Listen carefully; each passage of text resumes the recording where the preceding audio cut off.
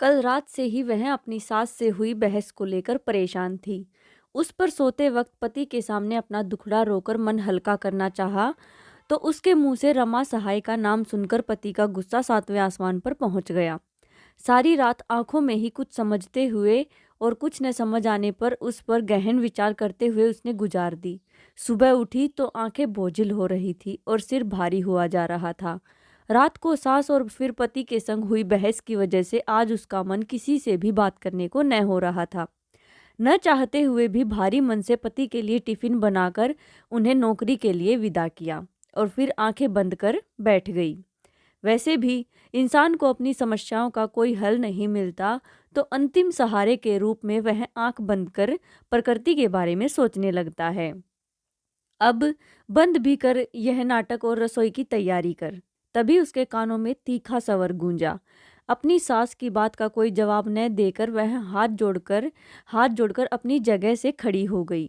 सास से उसकी नजरें मिली। एक क्षण वह वहां रुकी और फिर चुपचाप रसोई में आ गई। उसके वहां से उठते ही उसकी सांस अपनी रोज की क्रिया में मगन हो गई। अभी भी कल वाली ही बात पर विचार कर वह अनमनी सी रसोई के प्लेटफॉर्म के पास खड़ी हुई थी। तभी रसोई के प्लेटफॉर्म की बगल वाला खिड़की से उसकी नज़र बाहर जाकर टिक गई। रसोई घर के बाहर खाली पड़ी जगह में पड़े अनुपयोगी सामान के ढेर पर कुछ दिनों से कबूतर का एक जोड़ा तिनका तिनका जोड़ घोंसला बनाने की कोशिश कर रहा था। लेकिन थोड़े से तिनके इकट्ठे करने के बाद दोनों में न जाने किस बात को लेकर जोर जोर से अपने पंख फड़फड़ाते वह सारे तिनके बिखरकर जमीन पर आ गिरते।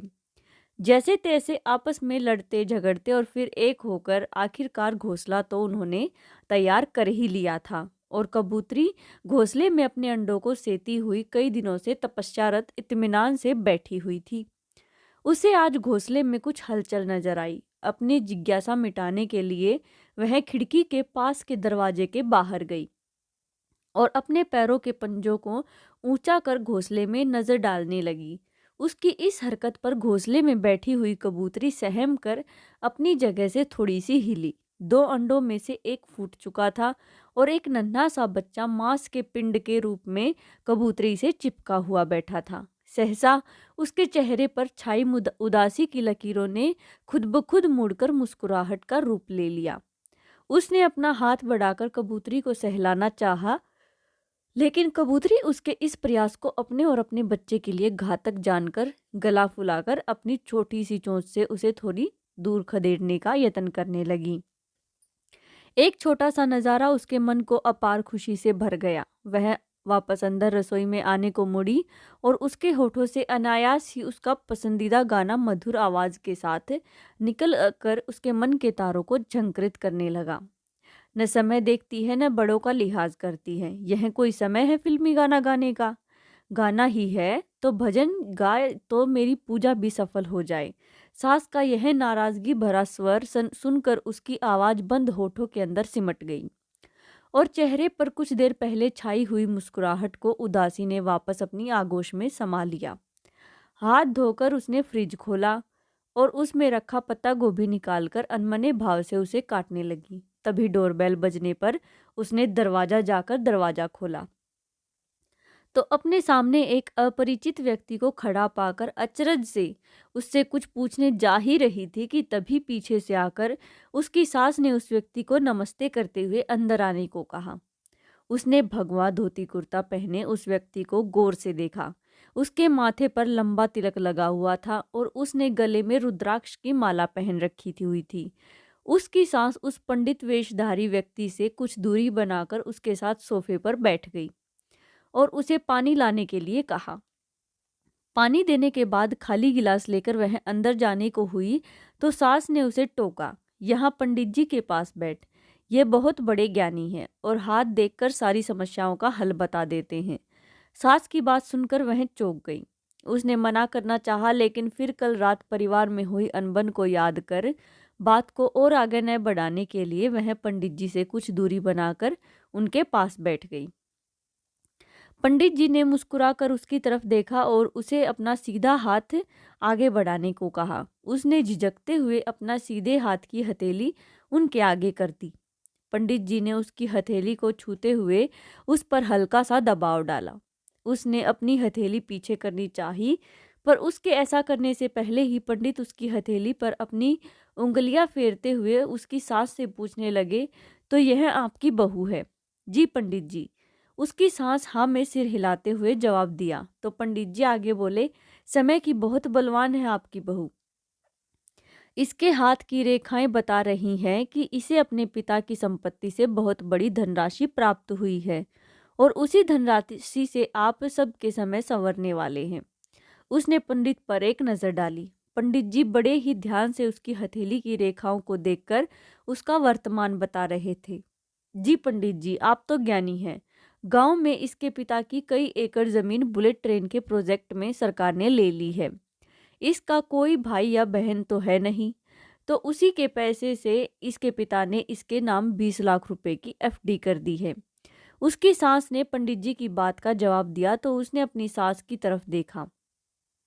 उसे अपनी सास का पंडित जी के सामने इस तरह अपनी निजी बातें शेयर करना पसंद नहीं आया, लेकिन वह उनकी उम्र का लिहाज कर कुछ कह भी न पाई।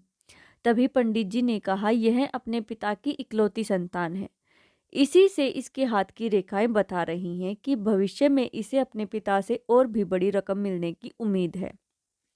पंडित जी की बात सुनकर उसकी सास के चेहरे पर मुस्कान तैर गई और वह खुश होते हुए बोली, यह तो बड़ी अच्छी बात बताई पंडित जी आपने, लेकिन अब मैंने जो समस्या आपसे कही थी उसका समाधान भी तो बताइए।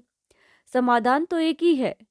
उन पैसों को मिलाकर जो घर आपका बेटा ले रहा है वह आपके बेटे की राशि और ग्रहों को देखते हुए आपके नाम ही होना चाहिए।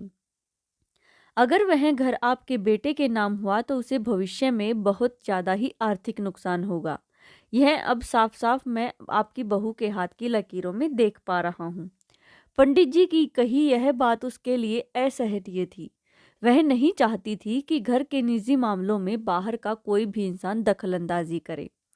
उसने पंडित जी की बात सुनकर एक झटके से अपनी हथेली उनकी पकड़ से छुड़ाई और गुस्से से बोली, यह हमारे घर का निजी मामला है और इसमें आपको कोई भी सलाह सूचन करने का कोई अधिकार नहीं है। मैं बिल्कुल भी नहीं विश्वास करती हाथ की लकीरों पर। अपनी बहू का यह रवैया देखकर सास गुस्से से लाल हो गई और उसने उसे डांटते हुए कहा, बहू माफी मांग पंडित जी से। मेरे कहने पर राकेश ने ही इनको घर आने का निमंत्रण दिया था। मैं माफी चाहती हूँ पंडित जी आपसे।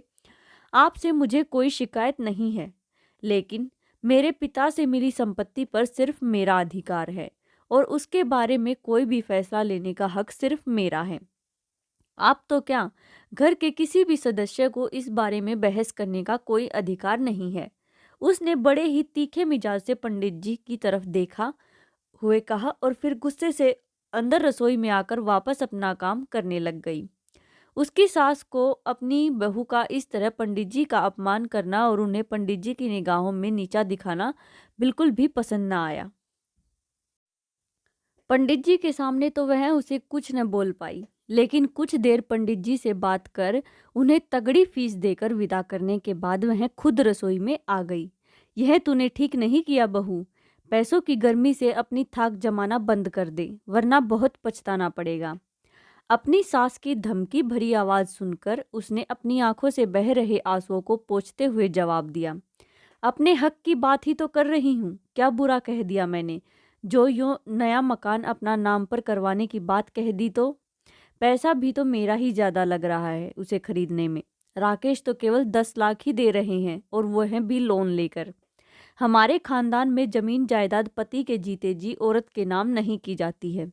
जिस पैसे की तू बात कर रही है उस पर तेरे पति होने के नाते राकेश का भी बराबर का हक है, तो एक तरह से वह पैसा भी राकेश का ही हुआ।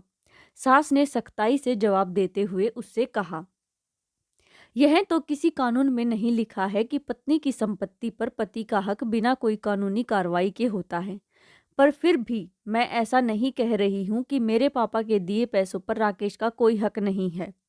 मैं बस नया मकान अपने नाम करवाना चाहती हूँ क्योंकि इसमें ज़्यादा पैसा मेरा लग रहा है। शादी से पहले नौकरी का जो पैसा जमा किया था वह भी तो राकेश ने निकलवा कर नया मकान लेने में डलवा दिया। इस तरह तो मेरे नाम कोई आर्थिक संबल रहेगा ही नहीं। उसने अपनी बातों से सास को समझाने का यत्न किया। उसकी बात सुनकर सास ने मुंह बिगाड़ते हुए कहा, उस रमा सहाय ने जाने क्या पट्टी पढ़ा दी तुझे, जो मुझे कानूनी धोस देने चली है। तेरे वकील चाहे जो कुछ कहें, पर नया मकान तो तेरे नाम न ही होगा बहू। ठीक है, आप अपने मन की कीजिए, मुझे जो ठीक लगेगा मैं वही करूंगी, उसने जवाब दिया और ज्यादा बहस में न पड़ते हुए चुपचाप सब्जी काटने लगी। शाम को राकेश के ऑफिस में से आने तक सास बहू के बीच कोई भी बातचीत न हुई, लेकिन उसने अपनी वकील रमा सहाय से फोन पर बात कर इस मामले में कानूनी सलाह लेकर मन ही मन एक फैसला ले लिया था। शाम को राकेश के आने पर चाय नाश्ता करते हुए नया मकान अपने नाम लेने के मुद्दे पर फिर तीनों में के बीच में बहस शुरू हो गई। आखिर तुम्हें मकान मेरे नाम पर लेने में परेशानी क्या है राकेश? उसने झुंझलाते हुए चाय का खाली कप टेबल पर रखते हुए राकेश से पूछा। बात परेशानी की नहीं है नेहा, आज तक हमारे खानदान में कभी भी पुरुष के रहते औरत के नाम पर जमीन जायदाद नहीं हुई है। यह परंपरा रही है हमारे खानदान की। पति के रहते पत्नी के नाम जमीन जायदाद करना शुभ नहीं माना जाता। राकेश ने साफ शब्दों में न कहते हुए उसे जवाब दिया। शुभ अशुभ कुछ नहीं होता राकेश, समय की नज़ाकत को समझते हुए गलत परंपराएं और जिद छोड़ी जा सकती हैं राकेश।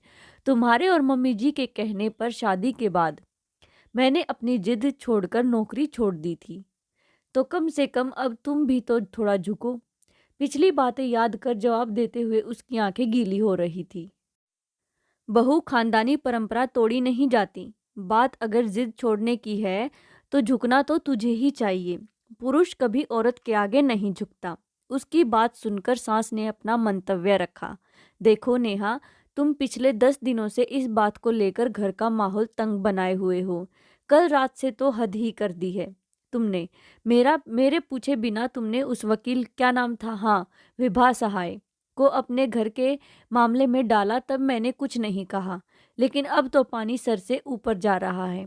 मम्मी कह रही थी तुमने आज सुबह पंडित जी को भी भला बुरा कहकर उनकी हाजिरी में मम्मी की इंसल्ट की।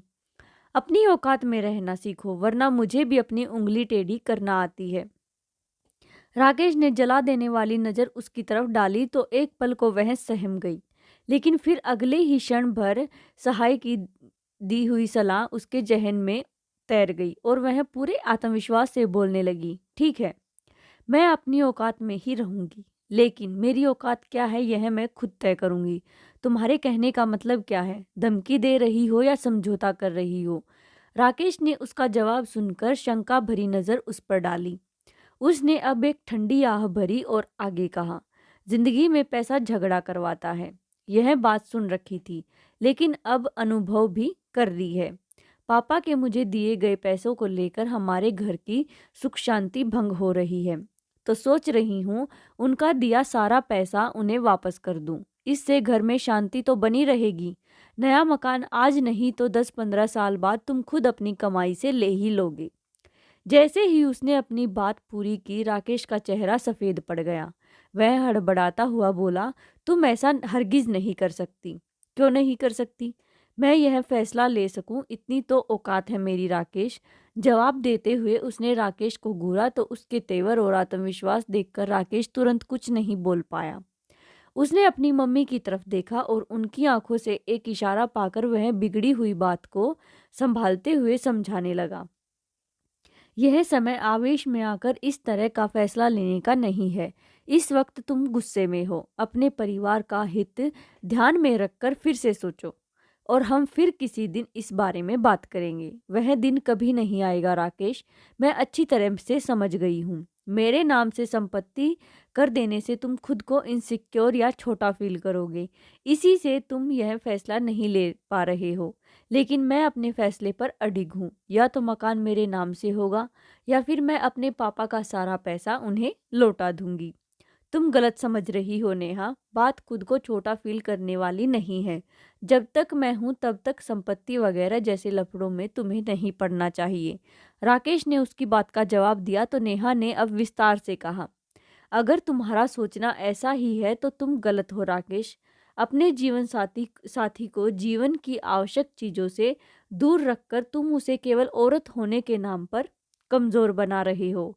याद करो वह दिन, जब पापा जी के जाने के बाद गांव वाली ज़मीन को लेकर कितनी दिक्कतें हुई थी। मम्मी जी को उसे बारे में थोड़ा भी पता होता तो वह ज़मीन तुम्हारे ताऊजी हड़प न कर पाते।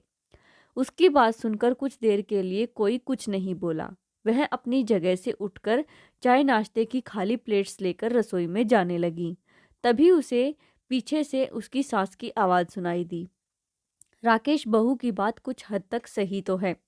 तेरे पापा ने मकान संपत्ति के मामले में मुझे बिल्कुल अनजान रखा था। इसी से आज जो कुछ हमारा होना था वह हमारे पास नहीं है। बहू को कम से कम अपने अधिकारों के बारे में तो पता है, और वह अपने अधिकार को लेकर अगर वह अपनों से भी लड़ रही है तो कुछ गलत नहीं कर रही है। लेकिन मम्मी, मकान उसके नाम। राकेश ने कुछ कहना चाहा तो उन्होंने उसे टोकते हुए आगे कहा, तुम दोनों एक ही गाड़ी के दो पहिए हो। क्या फर्क पड़ता है अगर घर बहू के नाम भी हुआ तो? आखिर मकान को घर तो उसे ही बनाना है। अपनी मम्मी के फैसले पर सहमति जताते हुए राकेश आगे कुछ नहीं बोला। नेहा ने पीछे पलटकर उसे देखा तो उसकी तरफ देखकर वह मुस्कुरा दिया। ऐसी ही और स्टोरीज के लिए प्लीज़ वीडियो को लाइक, शेयर एंड चैनल को सब्सक्राइब जरूर करें। Thanks for watching.